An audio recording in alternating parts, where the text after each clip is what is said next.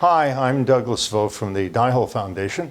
This is May 5th, 2023, and this is video series 4 on the Ice Age and Polar Reversal, part 6G. And we're going to cover U.S. government surveying Puerto Rico, and you'll find out why. Department of Energy did a survey of all deep underground mines worldwide. You'll understand why.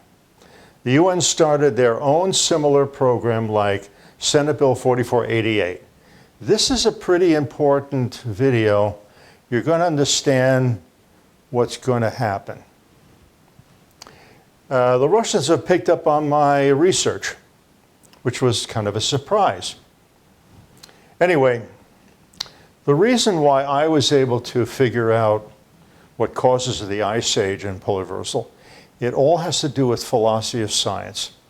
Unless you have the right philosophy of how the universe really works, you cannot possibly figure out this very complicated and complex event, this polar reversal and cataclysm, and that the sun novas, why the Earth stops its rotation. It's all about philosophy, namely that the universe is the product of information. This is the third iteration of the book. I reprinted the second edition, which was just out in 2023. I added 2 chapters on it, who basically destroyed our science, namely the PISOs. And also I added the part about what I believe is the ultimate answer to the ultimate question: why was our universe created and how it will end? The next is, this is where I was in 2007.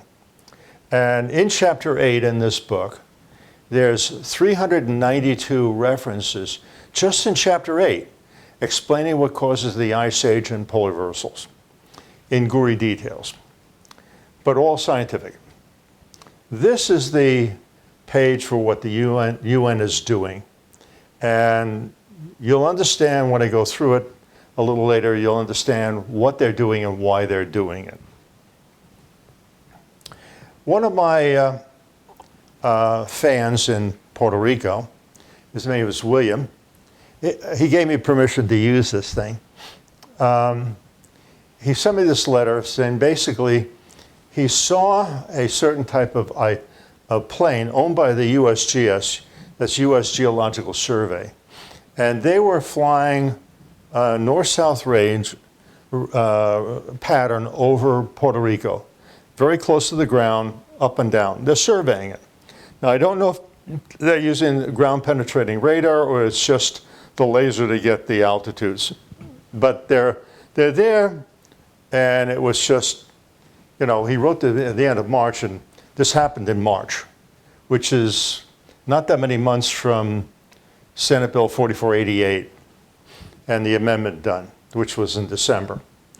So he identified the thing, and then he showed me a link of what the plane looked like. And this is from USGS website. This is the plane, and they explain it in USGS what it does and what it senses. This is a laser. It's funny, it's showing it's going across an island and basically mapping the thing. So I don't know if they're using ground-penetrating radar, like I mentioned, but it is interesting. The reason why it might be important is because, like I said in the videos, that you should be within the Tropic of Cancer or Tropic of Capricorn. In the tropics, basically, where it's warmer water. So the Ice Age is lessened. So Puerto Rico is the southernmost territory we have. And I think the Tropic of Cancer is about here. So it's 18 degrees 30 minutes to 17 degrees 54 minutes. And this is the island of Puerto Rico, or as they say, Puerto Rico. And we own a bunch of islands along here also, which I'll go into. Much, much smaller, obviously. Now, This is a topo map of Puerto Rico. You'll notice the mountain ranges basically go in an east-west direction. There's a reason for that, and you'll understand. I'll explain why in a few minutes. This is St. Thomas Island, due east of Puerto Rico. This stands for U.S. Virgin Island. I guess that's the district. Again, the mountain ranges run east and west. This is St. John's Island, again, our territory. More complicated, generally in the east-west, but they have a north-south mountain, which means probably compression this way. So some force here is pushing this way. This is what the problem is, that if the federal government, the Defense Department, is planning on drilling and making survival caves in Puerto Rico or one of these islands, the problem is this. This is a subduction zone. This is the Atlantic plate that we're on, the continental United States is on. This is the Caribbean plate. Now, what's interesting to me is it goes down, this is like 5 miles of deep water. That's pretty deep. Here this thing, really the top of a mountain, what it is. But on the other side, not very far away, 16,500 feet, it's like 3 miles of water. I don't know why it's a straight line. It almost looks like a fault. I don't think it's another subduction zone, but USGS better investigate. What it does mean when you have this there, is that at the time of the reversal, whoever builds a cave system here or the islands is going to have to worry about severe earthquakes. I mean, 8 to 10 on the Richter scale, that's going to last for not minutes, but hours until those plates settle down. It might even be for a whole day, on and off. It's going to be very frightening for anybody in a cave. Also, if they build these caves, they're going to have to use very strong concrete and a lot of steel girders. This is Virgin Islands, same situation, north of it, 14,500 feet, again, about 3 miles of ocean water. And here's 2 miles of ocean water just south of it. So, I don't know. I mean, I wouldn't discourage somebody if they have to build in the United States for property reasons or ownership reasons, then you could do it, but you're going to have to build these things very strong. Now to the national labs.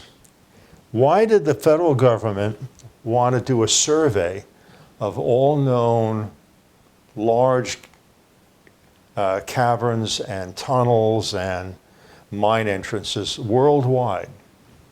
Now, I have this paper, and if you want to see a copy of it, it's like 26 pages or something like that. No, I take that. This one is 220 pages, and it's mostly tables like this. Just write to me at info@Diehole Foundation. I'll put you on my mailing list, and I'll send you the PDF of this file. It is interesting. I did a screenshot of, they even included Brazil, but they've got all the countries. Now, why did they do that? They were basically saying in this, their excuse for doing this, like the first page showed, that they wanted to look for places to put highly radioactive waste products from reactors. So this is an IQ test. It's not what government says, it's what they do. So here's a report. Now they did this thing in June of 2017. That's about 9 months before I started doing my videos, but God's Air Judgment book was out, and I know DIA, Defense Intelligence Agency, already had it, because they told me they had it. But ask yourself the simple question: would a foreign country let the United States put their highly radioactive waste products in a cave in their country? The answer is obviously no. In fact, the country would probably tell them to go take the waste and shove it up your ass. And rightfully so, may I add. So it's obviously another reason they're doing this. And the only reason I can come up with is they were looking for places they could build shelters. And they looked all over the world, but a lot of them around the tropical areas. They're looking for places to build shelters and not for radioactive waste. Here's our famous Senate Bill 4488. Now, I'll give you two interesting points you have to think about. Whenever you write a book or do a video, it's like dropping a rock in a pool, in a pond or a lake, and it ripples out. And you never know where those ripples are going to land and affect something. Same thing is true for a book or a TV show or whatever. So all countries look at other countries, certainly the bigger ones, what laws are in the hopper, which ones they passed, how that affects them. When they saw this bill, I bet a lot of countries must have freaked out. This bill, by the way, if you want to see them the first time you're seeing this, go to parts 6E and 6F. I go through the whole thing there. It mentions the threat of human extinction, existential. It's defined in there 17 times. And cataclysmic, I think, is 32 or 37 times.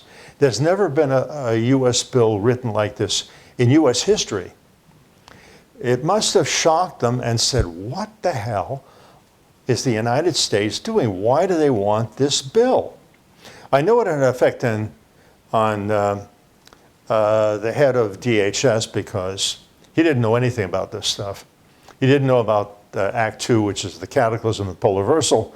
He may have been originally told about a Carrington event, but Act 3 was way over the top. That's why the amendment, and I covered the amendment on part 6F, of why there was an amendment in December of last year. Anyway, the UN came up with their own version of a 4488. Now, I don't know how much they were told. By looking at this and reading it carefully, I have this one also. If you want it, tell me you want the UN report, I'll send it to you gladly. It's about 22 pages. The main issue is they don't necessarily know about the polar reversal because they probably would be not writing this at all. It would be all under the table. But anyway, this is what it says basically. The word common agenda is very, very loaded term because they've come up with things that have been very undemocratic, basically trying to, they would in essence destroy the US Constitution. I don't think we like that idea. Anyway, they want to strengthen the response to complex global shocks and emergency platform. What a shock is obviously something that happens immediate, quickly, no warning, all of a sudden you get shocked. I'll go through the bill and explain it, part of it, but these are just the highlights from it, so you get an idea of what really they're doing. Now, a lot of countries, the main ones, must have been told about this because you're going to find out they signed on to this thing. So I don't know how much they know. Again, the term, our common agenda. I propose a member state that we work together on an agreement to convene and operate an emergency platform. That's what they call this thing. In the event of complex global crisis, I stated that, quote, the platform would not be a new permanent or standing body or institution. It would be triggered automatically in crisis of sufficient scale and magnitude, regardless of the type or nature of the crisis involved. Once activated, it would bring together leaders from member states, the United Nations system, key countries, groupings, which is interesting, that's probably the media, international financial institutions. I highlighted it in red because you know, it appears that the guys with the very big money are the ones who evidently has a big influence in the UN, one world government, regional bodies, civil society, private sector, the Bilderberger groups. Anyway, subject-specific industries, research and bodies, and other experts. This proposal would allow the convening role of the United Nations to be maximized in the face of crisis with global reach, and should be agnostic as to the type of crisis. Except if it's Israel hurting anybody, any Arab, then that's a major crisis. We do not know what type of global shock we may be facing in the future, although the probability of their occurrence is growing. That tells you right off the bat, they probably have been told only about a Carrington event. I put this here for a reason. You can't have freedom of the press when these three main organizations have these members of the entire media in the United States. Google, PBS, I don't know what N is, Nation, and the New Yorker, ABC News, what's that, Time Warner, CBS News, CNN, Wall Street Journal, Times, I think the New York Times, Time Magazine, The Economist, NBC News, Wall Street Journal, Fox News, I can't read this one, New York Post, Bloomberg, FT, whatever that is, and Foreign Affairs, and New York Daily News. And it was the New York Daily News who put this thing together. All these people may or may not have been told about a Carrington event. I'll tell you right now, none of them were told about Act 3 and the polar reversal, because they'd be behaving a lot differently if they were told, which means the elites, you can call some of these people here elites. People have asked me, how come YouTube didn't take me off? This guy, the head of YouTube, Google, he's a member of the Trilateral Commission, Council on Foreign Relations, and the Bilderberger meeting. By the way, I'll explain Bilderberg. 1954. Prince Bilderberg loved National Socialism. When the Nazis fell, he said, gee, their form of government is just wonderful. Government winds up giving you free loans, gives you maybe land, and makes it so the workers have to go to work. So we liked that a lot. And by 1954, he brought together many, many heads of industry, and some involved in World War II. And he wound up making the Bilderberger Group. Then Council on Foreign Relations, I don't know if there was the Rockefellers or who, that was 1921. The Trilateral Commission was, I think it was David Rockefeller, 1973. And this guy had a Google, belongs to all three. He's one of the very few that have all three involved. So I think, for that reason, I don't think that these people, any of them, were told about the polar reversal and the Cataclysm. I think they're totally ignorant of it. When they find out, it's going to be very interesting. Whether they clam up or change their behavior or said, what the hell, what is it all for? But whatever their plans are, and the UN long-term stuff becomes irrelevant, hopefully they're going to understand that. What's really going to happen is, well, I'll go on and you'll understand pretty soon. But this is the problem. We don't have a free press when you have something like this. It's impossible. Now, I compared Senate Bill 4488 with this UN bill, or proposal. They mentioned climate change 9 times.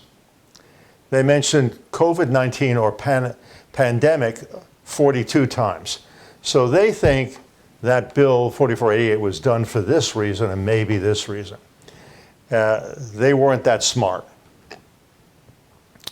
But the guy who did the research and put it together, I think he wrote between the lines, and I'm going to show you in a minute. Anyway, major climate event.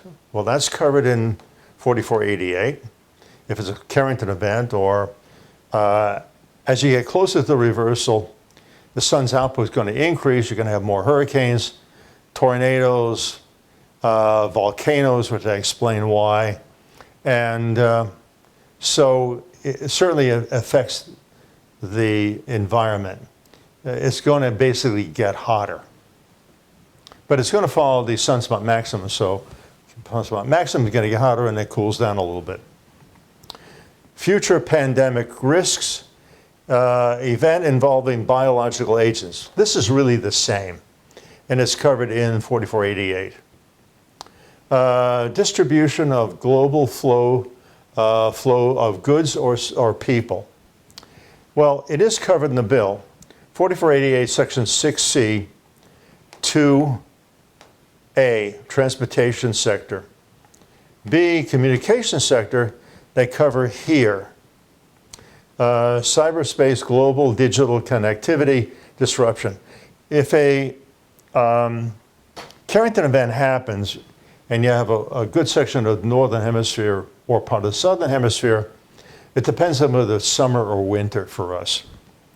The electricity is going to get knocked out. You can kiss off the internet and electricity and producing anything. Anyway, unforeseen black swan event. I guess this was a shot in the dark for them. And finally, this is the one that made me laugh. Major event in outer space. Try not to laugh too hard. So that's what this proposal encompasses. What are the complex global shocks? We must be ready to respond to a range of different global shocks in the future. Climate change. They love climate change. If they can tax us of how much CO2 you're breathing out, they'll do it. It's all about money and power. Anyway, large-scale climatic or environmental event that causes major socioeconomic disruptions and or environmental degradation. Well, as the sun's output increases, like I said, more hurricanes, tornadoes, floods, fill in the blanks.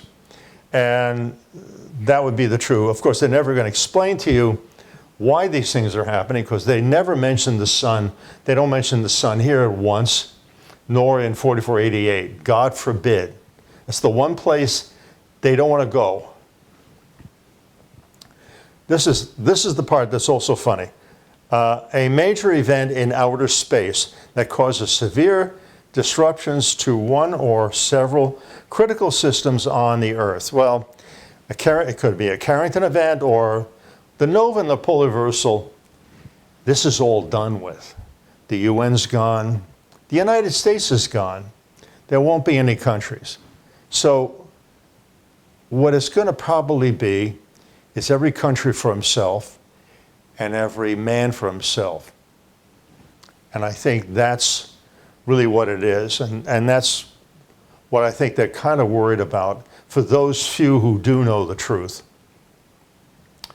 Number of states viewed the proposal for an emergency platform positively and recognize its value in strengthening the international response to complex global crisis situations. By the way, this may be why the Russians have decided to push for more diplomatic strength in Africa, because they know they can't stay in Russia. In April 2022, I convened a global crisis response group on food, energy, finance, got to get the guys with the money that pays them off, to pursue effective global response to the connected crisis and advocate on behalf of the most vulnerable. Do you actually think they care about the most vulnerable? You know, we're all smarter than that. I invited 6 heads of state and government to be champions of the Global Crisis Response Group. They're going to be the response group, and they're going to decide. Establish a steering group to ensure strategic coordination across the United Nations system. I'm going to have to explain something here. Oh, this is basically the Secretary General of the UN trying to grab as much power as he can. The United States, our structure is that you have a president, and the Constitution says he's in charge of the bureaucracy. In 4488, the amended version has 33 agencies listed. That's, of course, how they coordinate what they're going to do and how they're going to split up the money to build new shelters, because they can't use the one that they built too far north. Anyway, so that's what we do. Then the president tells them you're going to do it, and that's it. Except if you have somebody who has dementia and doesn't know which end is up. So what they had to do in the UN is basically they have to coerce a bunch of countries. So they pick the biggest ones and the richest ones to force everybody else, all the other countries, to do what they want. How to strengthen the international response to complex global shocks. We lack the necessary forms at the global level to tackle multidimensional threats in a multidimensional response. These words are wrong in the context of this paper, and I'm going to show you why later. Building on the ideas of our common agenda, which is basically control them and tax them for CO2, and learning lessons from these recent crises, I propose that the General Assembly provide, they give them power, the Secretary General and the United Nations system with a standing authority. It's like passing a bill. Oh, you already gave me the authority. I can do all these things. And to convene and optimize automatically an energy emergency platform in the event of a future complex global shock of sufficient scale, severity, and reach. Do you think they're actually going to get together and talk just a couple of months or a year before the polar reversal? The sun's going to be acting badly, very badly. Do you think they're going to care? No, these guys are going to head for the nearest shelter, hopefully deep and near the equator, that they can, and couldn't care less. That's why that led me to believe that when they put this thing together, they had no idea about the polar reversal and cataclysm. They only knew about a Carrington event and the resulting hurricanes and tornadoes and earthquakes that are going to happen before this thing happens. Decision to convene an emergency platform. The Secretary General would decide. He wants to be boss. It's so good to be king, when to convene an emergency platform in response to a complex global shock. Relevant United Nations entities, specializing agents, international financial institutions, they love the money. And the other multilateral institutions and agencies that have been mandated by member states to respond to the sector-specific crisis. Now, this word is correct. Multilateral is the correct word to use in what they're describing here, not multidimensional. This is almost the end of this. Factors that would be considered as part of the decision to convene an emergency platform could include severity of the crisis. Like, for instance, if the Carrington event happened during our summer, we'd be getting, the Northern Hemisphere would be getting the aurora borealis, maybe down to the Bahamas. And you can forget about electricity in the northern states. Certainly north of Virginia or North Carolina, you'd have some problems. But it is a hit or miss situation. Anyway, does it impact global economic indicators and or scale of environmental damage rather. Reach of a crisis, is it worldwide, or how much of the world does it encompass? Complexity of a crisis. This would include consideration of whether the crisis is, again, the word multidimensional, multi-sectional and interconnected crisis that requires cooperation across pillars and sectors. I don't know why they use the word pillars here. The word multidimensional is used 4 times in this policy brief. The word multidimensional, the root word is dimension, which means length, width, and depth. Go check the dictionary if you don't believe me. Dimensional means the act of measuring some 3-dimensional object. When I use it in my book, multidimensional reality, because I'm saying there's a 2nd, 3rd, 4th, 5th, 7th, and 8th dimension, and they're separated by how much potential from the 4th going up has and how much information it can access and control. That's the difference. So that's why I use it. But using multidimensional in this kind of a paper in context makes no sense. It doesn't. Now, the writer, the guy who really did the research for this paper, if he searched on YouTube, and I'm sure he did, and he found 4488, my video on it, he may have gone to some of the other videos and may have read some of the stuff. And he may have realized that's what's really going on. And he may be hinting at it by using multidimensional. In other words, the theory of multidimensional reality explains what this reversal is all about.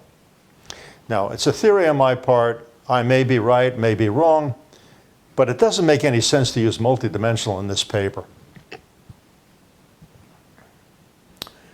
Now for the Russians. I was contacted by Ivan, he calls himself. This is who he works for. Hi, Doug. I'm a Russian journalist working for engrovector.com site. We published several articles and fantastic stories based on your research and Penny Kelly's comments on your work. One of the articles is here. Now, if you go to this or this one, you're going to see it's all in Russian. You're going to have Google Translate do the translation of the page. And I did some here. I have it translated. If you want it, again, ask me and I'll send it to you. But you can easily do it yourself. So anyway, this is it. We use micronova, a term suggested by Penny Kelly. She also said, sun is sneezing. That's one hell of a sneeze. To distinguish star death, well, it's not a death at all. I don't want people to think that. It is a clock cycle. It's done it since the dawn of time. Official theory. And temporary disruption. Well, it is a temporary disruption. That's as far as you got when it comes to being accurate. You can see Penny Kelly here, and I got rid of it because I watched the video. It's New Age nonsense. I mean, she talks to the sun, has a conversation with him. She has visions of and been told by UFOs. At this point, I said, I have no idea what she's doing, but she wrote a book and she has to tell the story to get the uneducated to buy it. What do you think? So I ignore the stuff. Anyway, he did thank me for my work and he liked it. Anyway, this is the articles he's referring to that were done in Russia. What is a micronova and how to prepare for it. This was done in June 2019. I'll tell you how this came about while the Russians know this. I had been asked and did 4 interviews for Creative Society. Now, they told me originally that they're out of the Ukraine, but they were able to actually interview a Russian cosmonaut, and everybody else were Russians. So you could take it from there. What was interesting about the article, this is ancient transformer found in the Balkans. And here it is, the windings of a transformer. and it was found evidently in some archaeological dig of unknown age. Anyway, they start here with my stuff, describing it. And they have the 12,068 number cycle, right? And they basically went through and actually did a bio on me and a review of my work. So they've read my stuff. This is the other article. This is, I guess, their magazine. Number for the ruling elites. Now, listen, the Russians don't like the ruling elites either. We don't either. And it goes through the stuff, and all of a sudden I scroll down this article, and all of a sudden I see this, a link to my part 2 of the very first one in series 4 I did. And this is part 2 of it, and it describes the Ice Age and polar reversal. And it mentions my work and stuff like that. And they got the year right, which I'm happy, others had not. Anyway, that's the end of this. If you build your shelter too far north, like some people are saying you should, the problem is you can build a shelter that'll take care of the nova, the dust shell when it hits about 17, 18 hours later, and you can even take care of, the flood issue. But once it starts snowing, you're not getting out, and the ice age and the ice field over your head will kill you because you can't get out. And if you got out, this is what you're going to see. You'll be lucky if you see the mountaintops, especially in Appalachia. These things are going to be like maybe 15,000 feet of snow compresses down to maybe 1,000 or 2,000 feet of glacial ice. You're not getting out. So that's the problem. Remember, New York supposedly had 5,000 feet of glacial ice. Seattle, I know, had 4,000 feet, which represents 4.68 to 1 ratio. In other words, it snowed about 19,000 feet of snow. You're not getting out, ever. So anyway, that's the problem. That's the end of it. Dihel Foundation is a 501c3, a real science foundation by the IRS. Others have used various organizations to contribute to, and then that organization gives some of the money to the person, which doesn't have to follow any rules, and they can spend it any way they want, mostly in their pocket.